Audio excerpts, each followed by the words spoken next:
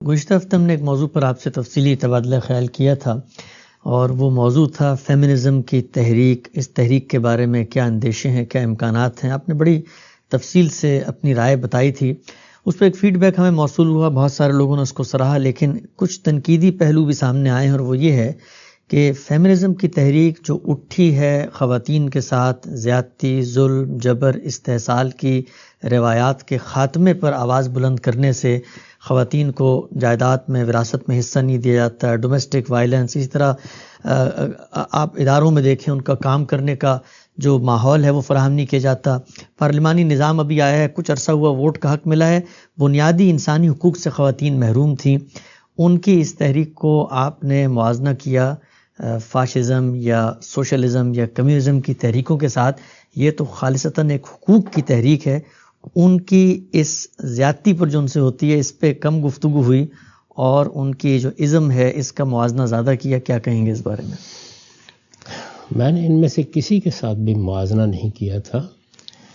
جس چیز کی طرف بہت ادب کے ساتھ توجہ دلائی تھی وہ یہ تھی کہ مقاصد بہت اچھے ہوتے ہیں، معاملہ بھی سنجیدہ غور و خوض کا متقاضی ہوتا ہے، لیکن جس وقت ہم اس کو ازم بناتے ہیں تو اس سے کچھ خرابیاں پیدا ہوتی ہیں. یعنی تقابل اصل میں ازم بنانے کے رویے کا تھا، خواہ وہ کسی معاشی مقصد سے بنایا جائے، خواہ وہ کسی سیاسی مقصد سے بنایا جائے، خواہ حقوق کے پہلو سے بنایا جائے. اس کو آپ ایک مثال سے یوں سمجھیے کہ ہمارے ہاں ہر شخص جو صاحب علم ہے، وہ سائنس میں کام کر رہا ہو، وہ کسی دوسرے علم میں کام کر رہا ہو، وہ دینی علوم میں، دین کے معارف میں کام کر رہا ہو، کوئی ایک رائے بن جاتی ہے اور اس رائے میں دوسروں سے اختلاف بھی ہوتا ہے. جب کچھ بڑے لوگ کسی خاص علم یا فن میں پیدا ہو جاتے ہیں تو فطری طریقے پر بہت سے لوگ ان کے ساتھ اتفاق کا اظہار کرنے لگ جاتے ہیں. اس سے مدارس سے فکر یا سکولز آف تھاٹ وجود میں آتے ہیں. اتنی حد تک یہ کوئی بری بات نہیں، لیکن جیسے ہی آپ اس کو ایک فرقے کا نام دے دیتے ہیں تو اس کا نتیجہ یہ نکلتا ہے کہ ایک صحیح بات یا ایک صحیح بات کو کہنے کے لیے جو حق آپ کو حاصل ہے اس کا استعمال، وہ نتیجے کے طور پر افتراق کا باعث بن جاتا ہے، انتہا پسندی پیدا ہو جاتی ہے. تو میں یہ توجہ دلا رہا تھا کہ انتہا پسندی سے ہر حال میں بچنا چاہیے. اور انتہا پسندی پیدا کب ہوتی ہے؟ اسی وقت تو پیدا ہوتی ہے کہ جب انسان مظلوم ہوتا ہے. اچھا. اس لیے کہ جیسے ہی آپ کے ساتھ ستم توڑا جائے گا، آپ پر ظلم کیا جائے گا، آپ کے حقوق تلف کیے جائیں گے، آپ کی جان مال آبرو کے خلاف کوئی اقدام کیا جائے گا، تو آخر رد عمل اس کے نتیجے ہی میں پیدا ہوگا نا.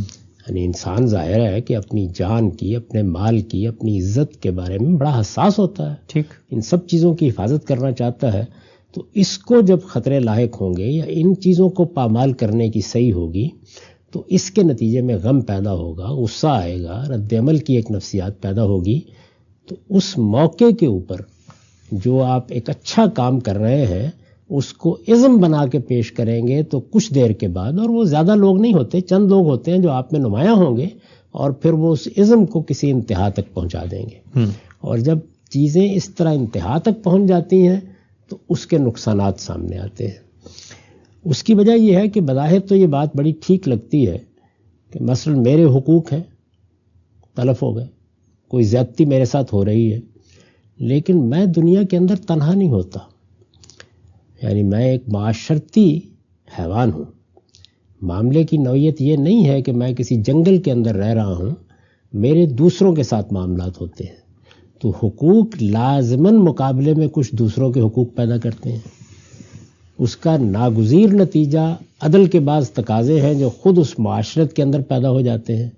تو خواہ خواتین ہوں، خواہ بچے ہوں، خواہ مرد ہوں، جو بھی ہوں، جس وقت آپ، جیسے کہ میں نے مزدوروں کی مثال دی تھی، اب اس میں کیا شک ہے کہ جس وقت مغرب میں اجتماعیت کی تحریکیں اٹھی ہیں یا اجتماعی فکر اٹھا ہے یا اس کے پیچھے جو تاریخی عوامل ہیں ان کا تجزیہ کیا گیا ہے، تو مزدوروں کے ساتھ کیا سلوک ہو رہا تھا؟ یعنی ان کے اوپر انہیں انسان ہی نہیں سمجھا جاتا تھا. ٹھیک، وہ قطاروں میں لگے ہوتے تھے فیکٹریوں کے باہر، کہ جس طریقے سے آپ منڈی میں بیٹھ کر روز چیزوں کی قیمتیں طے کرتے ہیں اور اس میں کیا ہوتا ہے، رسد طلب کا توازن، سپلائی ڈیمانڈ ہے نا، وہ اگر فرض کر لیجئے کہ زیادہ ہو گئی ہے تو قیمت 2 آنے ہو جائے گی آلوؤں کی. تو انسانوں کے ساتھ بھی یہی معاملہ تھا، ان کے لیے نہ رہنے کی جگہ، نہ ان کے لیے اوقات کا تعین. اپنی ذات میں تو یہ ایک چیز موجود تھی، لیکن جس وقت اس کے ازالے کے لیے اذن پیدا ہوا تو اس میں بہت سے حقائق نظر انداز ہو گئے. تو پہلی بات تو یہ سمجھ لیجئے کہ یہ تقابل فاشزم یا سوشلزم یا کمیونزم سے نہیں تھا، تقابل ازم بننے سے تھا. اچھا، یعنی جو چیز بھی ازم بنے گی، اسی طرح جیسے میں نے مذہبیات میں مثال دی، فرقہ بن جائے گی، تو اصل میں اس کا نتیجہ کیا ہے، آپ اس کے بعد ایک ایسے انتہا پسندانہ موقف کی طرف خود بڑھتے چلے جاتے ہیں جس میں دوسروں کی نفی ہوتی ہے، ایک کے بعد دوسرا رد عمل سامنے آتا ہے. ایک چیز کو آپ حاصل کرنے کی جدوجہد کرتے ہیں، 10 چیزوں کی آپ نفی کرنا شروع کر دیتے ہیں. تو صرف اس بات کی طرف توجہ دلائی تھی. ورنہ جہاں تک اس چیز کا تعلق ہے کہ خواتین کے ساتھ زیادتی ہوئی ہے، اس میں کوئی شبہ ہی نہیں ہے. یعنی آپ ذرا فلسفیوں کو پڑھ کے دیکھیے انہوں نے کیا کچھ کیا. یہ سقراط و افلاطون کی تحریریں پڑھیے، آخری زمانے میں نیٹشے وغیرہ کی تحریریں پڑھیے، اور بہت سے فلسفی اس زمانے کے فلسفی کے جب ایک طرح سے رینیسنس کی تحریکیں چل رہی تھیں، ان کی بھی بعض تحریریں پڑھ کر یہ معلوم ہوتا ہے کہ عورت کا وجود گوارا ہی نہیں. اور میں اگر اس کے کچھ حصے آپ کو سناؤں تو یہ حقیقت ہے کہ آپ کو باور نہیں آئے گا کہ اس درجے کے لوگ عورتوں کو اس نگاہ سے دیکھتے ہیں. اسی طرح آپ مختلف ملکوں میں دیکھیے، آج جن ملکوں میں بہت سے حقوق خیال کیا جاتا ہے کہ مل گئے ہیں، مغربی ملک ہے، خود یونائٹڈ اسٹیٹس ہے، ذرا تاریخ پڑھیے یہ حقوق کیسے ملے. یعنی ووٹ کا حق کب ملا ہے، اپنے معاملات طے کرنے کا حق کب ملا ہے، شادی بیاہ کے معاملات میں رائے دینے کا حق کب ملا ہے. اسی طرح سے اور بے شمار معاملات ہیں کہ جن میں یہ حقیقت ہے کہ بہت زیادتیاں ہوئی، کوئی شک ہی نہیں. ہماری اپنی معاشرت میں جس طرح کے تصورات رہے ہیں، عام طور پر آپ یہ دیکھتے ہیں کہ، اور میں نے تو دیکھا ہے اس کو، کہ دیہاتی زندگی کے زمانے میں یعنی ایک واضح تفریق ماؤں کے رویے میں، باپ کے رویے میں، خاندان والوں کے رویے میں، بچیوں کے اور بچوں کے معاملے میں نظر آتی تھی، صاف معلوم ہوتا تھا. حد یہ ہے کہ کھانا دینے تک میں تفریق کو میں نے خود مشاہدہ کیا ہے. اچھا. دیکھیے کون لوگ ہیں جو یہ معاملہ کر رہے ہیں، ماں باپ کر رہے ہیں، اس تک میں مشاہدہ کیا. اسی طریقے سے جو انسان یعنی کھیلتے ہوئے، کوئی اپنی خواہش ظاہر کرتے ہوئے، کسی طلب و تمنا میں جس طرح سے بعض اوقات کوئی بات کہہ دیتا ہے، اس میں ایک بیٹا کہتا ہے اور ایک بیٹی کہتی ہے، تو دونوں کے رد عمل میں کیا فرق ہوتا ہے. بڑی سنگین صورت رہی ہے، اس میں کوئی شک نہیں ہے. پھر مذہبی تصورات، یہ آپ کو معلوم ہے کہ ہمارے ہاں کم و بیش اس بات پر اتفاق رہا ہے. یعنی سب سے پہلے میں نے ہی اس اتفاق کے اوپر تنقید کی اور یہ بتایا ہے کہ یہ قرآن مجید کی بالکل غلط تعبیر ہے، لیکن کم و بیش اتفاق رہا ہے کہ عورت کا دائرہ عمل اس کا گھر ہے. یعنی اس کے لیے جو تعبیریں اختیار کی گئیں، بظاہر وہ بڑی اچھی ادبی تعبیریں ہیں کہ اسے شم خانہ ہونا چاہیے، چراغ محفل نہیں بننا چاہیے. تو اور یہ بتایا گیا کہ اس کا اصل دائرہ عمل کیا ہے، وہ گھر میں رہے. خود ہمارے یہاں آپ دیکھیے کہ علامہ اقبال ہے، ظاہر ایک بہت پڑھے لکھے ہیں، غیر معمولی شخصیت ہے، بلکہ ہمارے چند بڑے لوگوں میں ان کو شمار کیا جا سکتا ہے، لیکن وہ جس چیز کو آئیڈیل بنا کے پیش کر رہے ہیں وہ وہی کچھ ہے. یہی کہتے ہیں کہ بطول باش و پنہا شوازیں عصر کہ در آغوش شبیر بگیری. یعنی مثال اگرچہ ایک بڑی جلیل القدر ہستی کی دی ہے، لیکن شعر سے جو چیز بیان کرنا مقصود ہے وہ یہ ہے کہ باہر نہیں نکلنا. اگر اپنی آغوش میں تم اعلیٰ درجے کی صالح اولاد پیدا کرنا چاہتی ہو تو اس کے لیے تمہیں دنیا سے چھپ کر بیٹھنا ہوگا. اب ظاہر ہے اس کی کچھ معنی ہے نا، اس کا مطلب ہے کہ صرف دائرہ عمل ہی نہیں ہے، بلکہ اگر وہ پڑھنا چاہتی ہے، وہ علم حاصل کرنا چاہتی ہے، وہ اپنی صلاحیت کے مطابق سوسائٹی میں کوئی کردار ادا کرنا چاہتی ہے تو اس کی کوئی گنجائش نہیں. اگر آپ اس کو دونوں زاویوں سے دیکھیے تو کم و بیش یہی تاثر بنتا تھا کہ اس کا کام یا تو مرد کے ایک جذبے کی تسکین ہے، اور یا اس کے بعد اگر اس کی آغوش میں اللہ تعالیٰ نے یہ بچے ڈال دیے ہیں تو بس ان کی پرورش ہے، ان کی تعلیم ہے، یہی اس کی زندگی ہے، اور چار دیواری میں اس کو بند رہنا چاہیے. پچھلی صدی میں جو مذہبی کتابیں لکھی گئی ہیں اگر آپ ان کو پڑھیں، میں خاص طور پر حوالہ نہیں دینا چاہتا، لیکن وہ کتابیں جو مقبول رہی ہیں، یہ نہیں کہ کسی راہ چلتے آدمی نے لکھی ہیں، بڑے جلیل القدر اہل علم نے لکھی ہیں، ان کے اندر یہ بتایا گیا ہے کہ اس کو پڑھنا سکھا دیا، چلیں پڑھنا کچھ سکھا دیں، قرآن پڑھ لے گی کچھ، اگر لکھنا سکھا دیا تو ایک ہی نتیجہ نکلے گا، وہ یہ کہ معاشقے کے خطوط لکھے گی. تو اس لیے یہ تو کسی حال میں بھی نہیں سکھانا چاہیے. اسی طرح کا معاملہ شادی بیاہ کے بارے میں اس کی رضامندی، یعنی یہ چیز میں نے خود اپنے بچپن میں دیکھی ہے کہ اگر کسی جگہ کسی اشارے کنایے سے یہ معلوم ہو جائے کہ بچی کوئی رجحان رکھتی ہے اپنی شادی بیاہ کے بارے میں، تو کنڈیمنیشن اس درجے میں ہوتی تھی کہ اس کا اس وقت آپ لوگ اندازہ ہی نہیں کر سکتے. اچھا.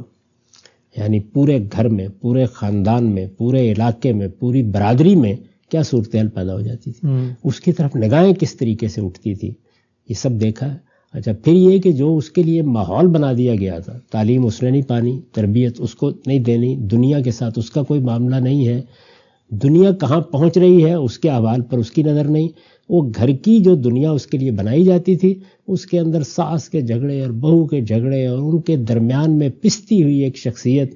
ویسے اس میں بہت سے مردوں کے ساتھ بھی جو ہوتا ہے وہ اپنی جگہ ایک الگ داستان ہے، لیکن عورت تو ہدف بنتی تھی، وہ اپنی جگہ ایک پوری دنیا تھی. اور اس دنیا کی بعض چیزیں ایسی ہیں کہ یہ حقیقت ہے کہ اب جب میں پیچھے مڑ کے دیکھتا ہوں اور بعض واقعات یاد آتے ہیں تو بالکل حیرت ہو جاتی ہے. میزریبل صورتحال. یہ بات کہ فلور سے پٹنا ہے، اس کو تو ہمارے دیہاتی معاشرے میں ایک معمول سمجھا جاتا تھا. گالیوں کا ہدف بننا ہے، پورے خاندان کے بڑوں نے، بزرگوں نے، دوسرے لوگوں نے بلانا ہے تو اسی طریقے سے بلانا ہے. یہ نہیں کہ اس میں مستثنیات نہیں تھے، یعنی ہوتے تھے، لیکن ایک عمومی رویہ کم و بیش یہی تھا. تو آپ دیکھیے نا کہ ایک انسان اپنی شخصیت کے لحاظ سے سب سے بڑی چیز جو آپ سے چاہے گا وہ رائے کی آزادی ہے، فکر کی آزادی ہے، تعلیم پانے کی آزادی ہے. اپنی زندگی کا یہ بڑا فیصلہ کہ مجھے اپنا جیون ساتھی یا اپنا تعلق قائم کرنے کے لیے کسی شخص کا انتخاب کرنا ہے تو وہ کون شخص ہونا چاہیے. اسی طریقے سے اگر میرے اندر کوئی صلاحیت ہے اور اللہ تعالیٰ نے کسی خاص علم، کسی فن، کسی ہنر کا ذوق بخشا ہے تو اس کے نشو و نما کے لیے میں کیا کر سکتا یا کر سکتی ہوں. یہی چیزیں ہیں نا بڑی بڑی. ان میں سے کسی چیز کی بھی آزادی نہیں تھی. یعنی ایک ایک کو آپ اٹھا کر دیکھ لیں، یہ صورتحال تھی. تو اس میں کوئی شک نہیں ہے.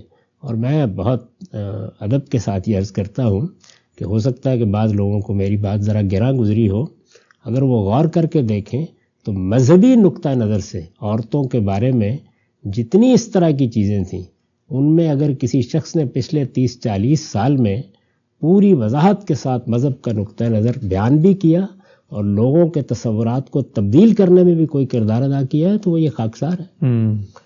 تو اس لیے ایسا نہیں ہے کہ میں نے کوئی وہ بات کہی تھی، میں نے یہ صرف بتانے کی کوشش کی تھی کہ یہ سب چیزیں درست ہیں، ان کا ازالہ ہونا چاہیے. حقوق اگر تلف ہو رہے ہیں تو ضرور ملنے چاہیے، مجھے بھی اس کے لیے آواز اٹھانی ہے، آپ کو بھی، لیکن اس کو اس توازن اور اعتدال کے ساتھ سامنے آنا چاہیے جس سے رد عمل کی نفسیات پیدا نہ ہو. رد عمل کی نفسیات اس پہلو سے نہیں ہوتی کہ دوسرے کیا کریں گے، چلیے ان کو آپ کاٹ ماریے، چھوڑ دیجئے. اصل چیز یہ ہے کہ آپ کی اپنی زبان، آپ کے اپنے نعرے، آپ کی اپنی باتیں، آپ کا اپنا استدلال، اس میں توازن قائم نہیں رہتا. آپ اس کو جب ایک ازم بنانے کی صحیح کرتے ہیں تو بالکل وہی نفسیات پیدا ہو جاتی ہے جو مذہبی لوگوں میں فرقہ بنانے کے بعد پیدا ہو جاتی ہے. اب اگر فرقے کو اس کی بنیاد سے دیکھیں تو مجھے بتائیں خرابی کیا ہے. یعنی بڑے لوگ پیدا ہوں گے، لوگ ان سے متاثر ہوں گے، مختلف افکار و خیالات کے ساتھ وابستگی ہوگی، افراد کے ساتھ بھی ہوگی، اس میں ایک مدرسہ فکر وجود میں آ جائے گا. یہ مدارس فکر یا یہ سکولز آف تھاٹ کیا فلسفے میں نہیں ہے، کیا سائنس میں نہیں ہے، کیا سیاسیات میں نہیں ہے، کیا دوسرے علوم میں نہیں ہے؟ سب جگہ ہوتے ہیں. لیکن جس وقت ان کے ساتھ بعض انتہا پسندانہ تصورات وابستہ ہو جاتے ہیں تو پھر اس کو فرقہ کہتے ہیں. اور یہ فرقہ بندی جب پیدا ہوتی ہے تو وہی انسان کا حق ہے کہ وہ رائے قائم کرے، اس کا حق ہے کہ وہ اختلاف کرے. یعنی وہ سارے ہی حقوق ایک ایسی صورت میں نمودار ہوتے ہیں کہ ہر شخص کانوں کو ہاتھ لگاتا ہے کہ اس فرقہ بندی سے قوم کو، ملک کو اور ہماری امت کو نجات ہونی چاہیے. تو میں نے یہ توجہ دلائی تھی کہ اگر ہماری بہنیں اس کے لیے جدوجہد کرنا چاہتی ہیں، بیٹیاں جدوجہد کرنا چاہتی ہیں یا دوسرے لوگ اس کے لیے، تو کوشش کریں کہ اس کو ازم نہ بنائیں، بلکہ ان حقوق کا ادراک پیدا کریں، علمی طریقے سے کام کریں اور وہ طریقہ اختیار کریں جس کی طرف میں نے اپنے حوالے سے اشارہ کیا کہ آپ متعین کیجئے کہ وہ کیا چیزیں ہیں جو اصل میں ان کے حقوق کو تلف کرنے کا باعث بن رہی ہیں۔ اگر وہ مذہبی چیزیں ہیں تو ان پر سنجیدہ، باوقار، مہذب طریقے سے کام کیا جائے، ان کی حقیقت واضح کی جائے۔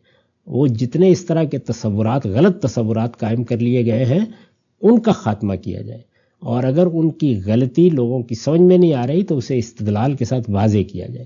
اسی طریقے سے جو معاشرتی رسوم ہیں، جو عرف سوسائٹی میں قائم ہو جاتے ہیں، ان کو ہدف تنقید بنایا جائے، اور ان میں سے ایک ایک چیز کے بارے میں بتایا جائے کہ اس میں کہاں عدم توازن اختیار کر لیا گیا ہے۔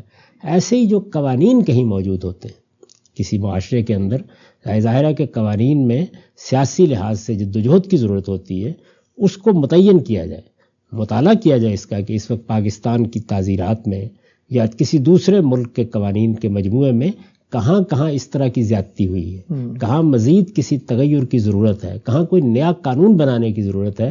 تو یہ جو مختلف میدان ہوتے ہیں، یعنی علم کا میدان، معاشرت کا میدان اور سیاست کا میدان، ان کو الگ الگ متعین کر کے ان میں کام کرنا چاہیے۔